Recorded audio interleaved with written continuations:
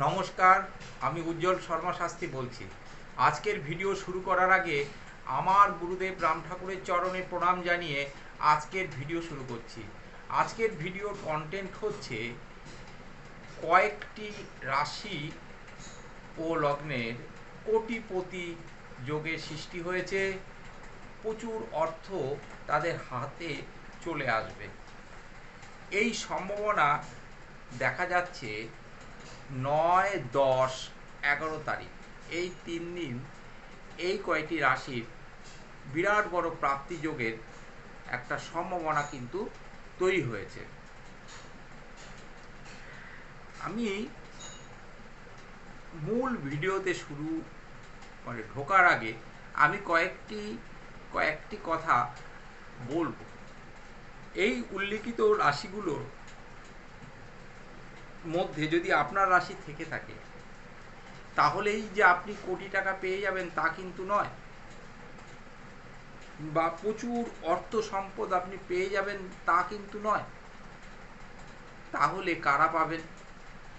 যাদের এই যোগ আছে, অর্থাৎ কিনা আপনার জন্মছকে, আপনার ন্যাটাল চার্টে আপনার অর্থপ্রাপ্তি যোগ আছে, আপনার ন্যাটাল চার্টে মঙ্গল ভালো আছে, শুক্র ভালো আছে, রাহু ভালো আছে,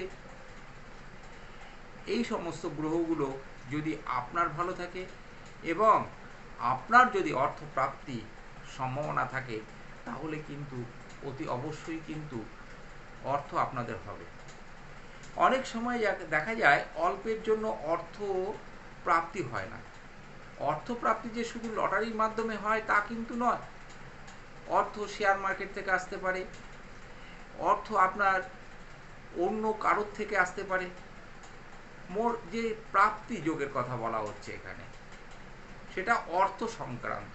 এটাই যা, আপনি যদি সম্পদ আপনার প্রাপ্তি হয় তাও তো অর্থের সঙ্গে সংযুক্ত সেটা। আর এই যুগে অর্থের কিন্তু একটা বড় ভূমিকা আছে। আপনার যদি যোগ না থাকে তাহলে আপনাকে ডাল ভাত খেয়েই কাটাতে হবে। আপনার যদি অর্থ সম্পদের যোগ থাকে তাহলে কি হবে? অর্থ পাওয়াও কিন্তু বড় সৌভাগ্যের ব্যাপার। আপনাকে সৎ থাকতে হবে, আপনাকে ঈশ্বরের প্রতি ভক্তি থাকতে হবে, আপনার পিতা মাতার প্রতি আপনার শ্রদ্ধা থাকতে হবে, তাদের যত্ন করতে হবে, তাদের সম্মান করতে হবে, তারা যাতে অসম্মানিত না হয় সেটা আপনার কিন্তু কর্তব্য দেখা। এই সমস্ত কিছু যখন আপনার পক্ষে থাকবে বা আপনি করে থাকবেন তাহলে কিন্তু আপনার অর্থপ্রাপ্তির যোগ অবশ্যই হবে। অর্থপ্রাপ্তির যোগ না থাকলে কিন্তু অর্থ হবে না, এটা কিন্তু আমি বারবার বলে দিচ্ছি। এই অনেকে আছে যে এগুলো ফালতু বকবক, এগুলো মিলবে না, তা কিন্তু নয়। তাই যদি হতো তাহলে জ্যোতিষশাস্ত্র, এই অথেন্টিক সাবজেক্টটি, এই বিষয়টি দীর্ঘদিন ধরে চলতো না, হাজার হাজার বছর ধরে চলতো না। আমাদের সমাজের বিবর্তন হয়েছে, সমাজ পরিবর্তিত হয়েছে, মানুষের চাহিদা বদলেছে। মানুষের চাহিদার সঙ্গে সামঞ্জস্য রেখে আমাদের এই শাস্ত্র তো আর পরিবর্তিত হয়নি।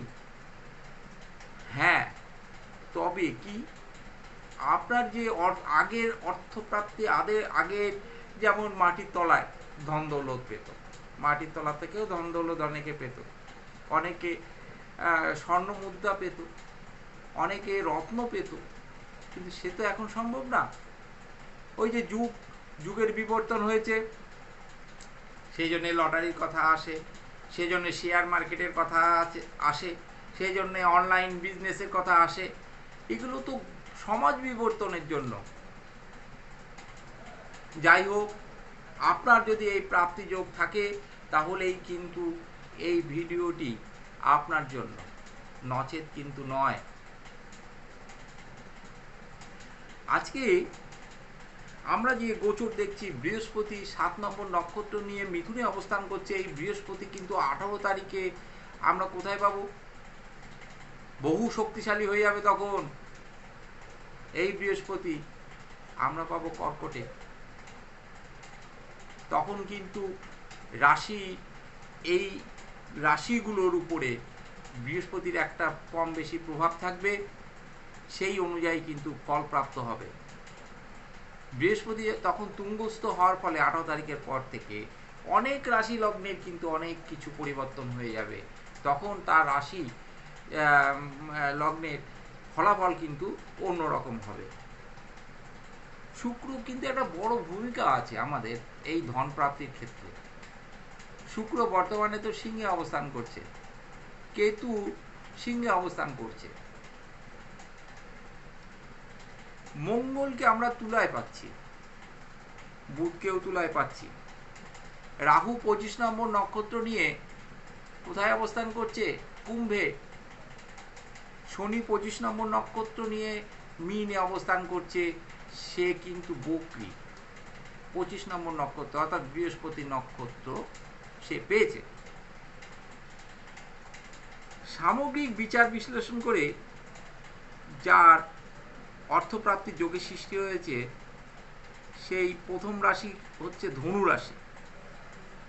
এই ধনু রাশির কিন্তু অর্থপ্রাপ্তির যোগে সৃষ্টি হয়েছে, ব্যবসা বাণিজ্য থেকেও কিন্তু প্রফিট আসবে। আমি কিন্তু অর্থ সংক্রান্ত আলোচনা করছি এই ভিডিওতে, অন্য কিছু নিয়ে নয়। কিন্তু অর্থের কিন্তু যোগ দেখা যাচ্ছে এই ধনু রাশির।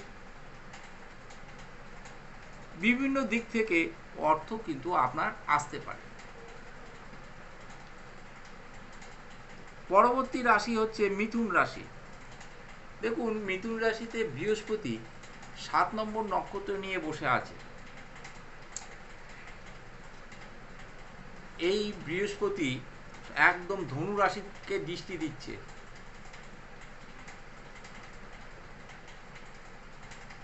আর মিথুন রাশির একাদশপতিটাকে, দ্বাদশপতি কিন্তু শুক্র, একাদশপতি হলো মঙ্গল, দশমপতি বৃহস্পতি। যাই হোক, মিথুনের কিন্তু একটা এই কয়দিনের জন্য অর্থপ্রাপ্তির যোগের সৃষ্টি হয়েছে। আপনারা দু একটা লটারি টিকিট কাটতে পারেন। যে কোনো দিক থেকে আপনার আটকে থাকা টাকাও কিন্তু আপনারা পেয়ে যেতে পারেন, এই সম্ভাবনাও দেখা যাচ্ছে। আপনাদের ব্যবসা থেকেও প্রফিট আসতে পারে, হঠাৎ কোনো জায়গা থেকে অর্থ কিন্তু আপনাদের কাছে চলে আসতে পারে, এই সম্ভাবনা কিন্তু দেখা যাচ্ছে। পরবর্তী রাশি মকর রাশি। মকর রাশির অধিপতি গ্রহ হলো শনি। এই মকর রাশির একাদশপতি কিন্তু মঙ্গল। মকর রাশি দ্বিতীয় রাহু অবস্থান করছে, তৃতীয় শনি অবস্থান করছে, মকর রাশির ষষ্ঠে অবস্থান করছে বৃহস্পতি। সামগ্রিক বিচার বিশ্লেষণ করে দেখা যাচ্ছে মকর রাশিরও কিন্তু একটা প্রবল সম্ভাবনা অর্থপ্রাপ্তির কিন্তু প্রবল সম্ভাবনা দেখা যাচ্ছে এই মকর রাশি। আমি আবার বলছি, অর্থপ্রাপ্তির যোগ কিন্তু আপনার ন্যাটাল চার্টে থাকা চাই।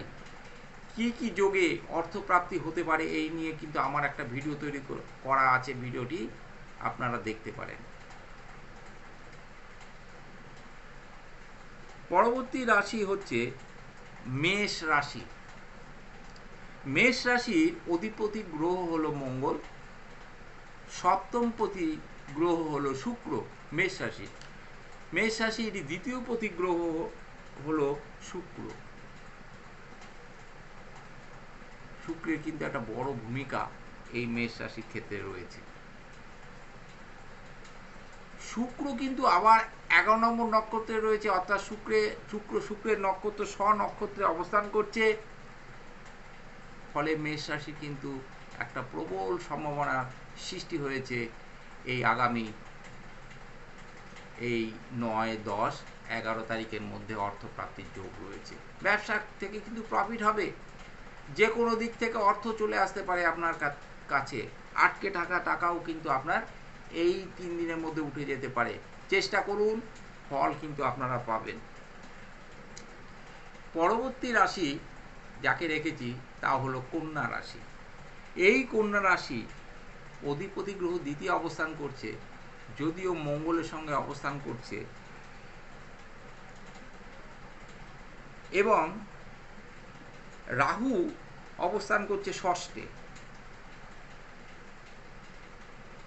রাহু অবস্থান করছে ষষ্ঠে, সপ্তমে অবস্থান করছে শনি বৃহস্পতির নক্ষত্রে। এই কন্যা রাশির কিন্তু দ্বাদশে শুক্র অবস্থান করছে, দশমে অবস্থান করছে বৃহস্পতি। কন্যা রাশির কিন্তু একটা সম্ভাবনা তৈরি হয়েছে এই 3 দিনের জন্য। কন্যা রাশির প্রবল অর্থপ্রাপ্তির যোগ দেখা যাচ্ছে। বৃহস্পতির যখন সঞ্চার হবে তখন কয়েকটি রাশি লগ্নের কিন্তু যে প্রবল সম্ভাবনা, অর্থপ্রাপ্তির প্রবল সম্ভাবনা, তার মধ্যে কিন্তু কন্যা আছে। 18 তারিখের পর থেকে এই কন্যার কিন্তু অনেক কিছু পরিবর্তন হবে। আগামী এই বছরের শেষ 3 মাস কিন্তু কন্যা রাশির পক্ষে থাকবে। আপনাদের দুঃখ কষ্টের দিন কিন্তু চলে যাচ্ছে। আগামী 3 মাস আপনারা কিন্তু ভালো ফল পাবেন। কর্কট রাশি, কর্কট লগ্নের এই 18 তারিখের পর থেকেও কিন্তু এদের একটা প্রবল সম্ভাবনা। এই মাসের শেষের দিক থেকে দেখবেন কর্কট রাশির লগ্নের কিন্তু বিরাট পরিবর্তন হতে শুরু করবে। আগামী 27 তারিখের পর থেকে মিলিয়ে নেবেন। আজকে আলোচনা কিন্তু আর দীর্ঘায়িত করছি না। আলোচনা শেষ করার আগে আপনাদের আবার বলছি, আপনাদের কিন্তু একটা কথা জানাতে আমি বাধ্য হচ্ছি যে কোন রাশি এবং লগ্নের কখন কি প্রাপ্তি হবে সেটা তো আগে থেকে বলা খুব দুষ্কর ব্যাপার। কিন্তু এই যোগগুলো যখন আসে তখন দেখা গেল আপনাদের ন্যাটাল চার্টে কোনো অশুভ যোগ থাকার জন্য বা ওই গ্রহগুলোর পীড়িত থাকার জন্য আপনাদের প্রাপ্তি হচ্ছে না। তাই আগের থেকে আপনারা কোনো বিজ্ঞ জ্যোতিষীর মাধ্যমে আপনাদের ন্যাটাল চার্টের বিচার বিশ্লেষণ করে সংশোধন করে নিন, অর্থাৎ প্রতিকার করে নিন। যদি কিনা অর্থপ্রাপ্তির যোগ থাকে তাহলেই প্রতিকার বিধানের কথা বলছি, নচেত নয়। তাহলে আপনারা শুভ ফল পাবেন এই যোগগুলো থেকে। আজকের আলোচনা আর দীর্ঘায়িত না করে আপনাদের আমি তো বলবোই আমি একজন অ্যাস্ট্রোলজার, আমার কাছে আসার জন্য তবে একটিবার আসতে পারেন। আমি আপনাদের ন্যাটাল চার্ট বিচার বিশ্লেষণ করে উপযুক্ত প্রতিকার বিধান শাস্ত্রীয় মতে করব, এবং শাস্ত্রীয় মতেই আমি কিন্তু প্রতিকার বিধান করে থাকি। আর আমি যে রত্ন দিয়ে থাকি সেই রত্ন কিন্তু আসল গ্রহরত্ন, এবং সেগুলো কিন্তু পরীক্ষিত এবং গ্যারান্টেড জিনিস আমি দিয়ে থাকি। একটিবার আমার কাছে আসতে পারেন। আপনারা যারা আমার সঙ্গে আমার কাছে অনলাইনে দেখাতে চান তারা আমার হোয়াটসঅ্যাপ নাম্বারে যোগাযোগ করতে পারেন। আমার চেম্বারে যারা আসতে চান তারাও হোয়াটসঅ্যাপে যোগাযোগ করতে পারেন। এমনকি আপনারা ফোনও করতে পারবেন। আপনাদের মঙ্গল প্রার্থনা করে, ঈশ্বরের কাছে আপনাদের মঙ্গল প্রার্থনা করে, আমার গুরুদেবের চরণে প্রণাম জানিয়ে আজকের ভিডিও আমি এখানেই শেষ করলাম। নমস্কার।